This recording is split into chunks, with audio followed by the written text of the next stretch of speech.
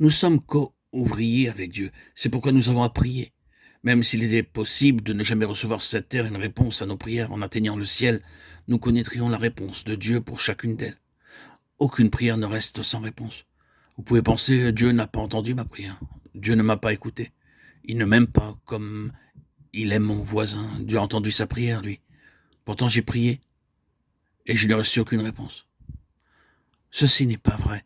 Dieu entend et prend bonne note de chaque prière de chacun de ses enfants nés de nouveau. Aussi votre temps n'est pas perdu lorsque vous priez. Vous travaillez comme co-ouvrier de Dieu, comme collaborateur. Quelquefois, nous demandons comment prier, que dire dans la prière. Les mots ne nous viennent pas facilement. Eh bien, souvenons-nous que la prière ne repose pas sur un langage fleuri. Cela peut être exprimé dans un langage haché, pauvre. Mais si cela vient du cœur, Dieu l'accepte. Le Seigneur voit l'amour qui se trouve dans votre cœur. Aussi, ne pensez pas que vous avez besoin de dire de longues prières avec des mots choisis afin d'obtenir une réponse. Certains pensent que s'ils avaient un livre de prière, ils seraient sûrs que Dieu répondra à leur prière en le lisant simplement. Mais Dieu ne demande pas des prières provenant d'un livre, il demande des prières venant du cœur. Ne pensez pas que vous avez à répéter des choses longues, des choses récitées lorsque vous priez. La prière n'est pas quelque chose de formaliste. Ce n'est pas un rituel, ni une récitation. Nous sommes co-ouvriers, héritiers du royaume, nous sommes travailleurs avec Dieu, associés, collaborateurs.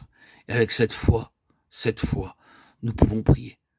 Parfois, ce qui est inexprimé, un soupir de douleur dans notre cœur, devient notre prière. Lorsque nous voyons le péché ici, la faiblesse là, nous prions. Oh Dieu, pourquoi ne fais-tu pas justice? Et par notre prière, Dieu t'en renveillera.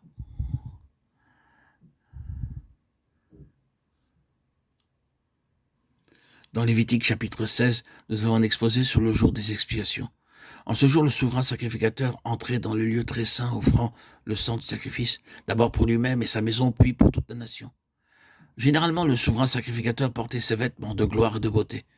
Mais au jour des expiations, il avait à quitter ses vêtements de gloire et de beauté, à se laver et à se revêtir des vêtements propres de lin, avant d'entrer dans le lieu très saint. Ensuite, il avait à apporter 2 boucs. Sur l'un, appelé le bouc de l'expiation, il posa ses mains et il le chassait dans le désert. Le sang de l'autre bouc était apporté dans le lieu très saint. Mais avant qu'il puisse apporter le sang, il devait brûler l'encens devant le propitiatoire. Alors seulement le sang était aspergé sur le propitiatoire pour lui-même, ensuite pour le peuple. Tout ceci était un type ou une ombre du sacrifice du Seigneur Jésus-Christ lui-même.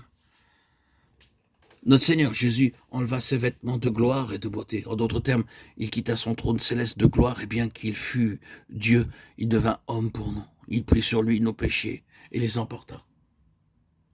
Au loin, à l'image du bouc chassé dans le désert que personne ne revoyait plus, il en est de même en vérité quant à nos péchés qu'il a emportés pour que plus que jamais il n'y en ait le souvenir.